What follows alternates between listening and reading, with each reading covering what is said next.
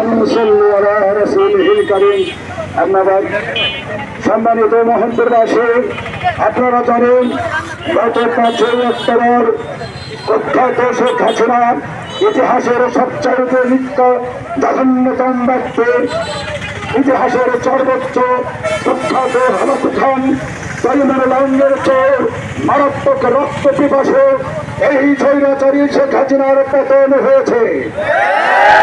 শেখ হাসিনা বলেছিল যে বাংলার মাটি থেকে তাকে কেউ বিদায় করতে পারবে না। মহানপুরবাসী আপনারা জানেন গত 5 অক্টোবর ছাত্র জনতার এক দফা দাবির মুখে বাংলাদেশ থেকে সে ভারতে গিয়ে আশ্রয় নিয়েছে। এই স্বৈরাচারী শেখ হাসিনার শাস্তির দাবিতে, বিচারের দাবিতে সারা বাংলাদেশের মানুষ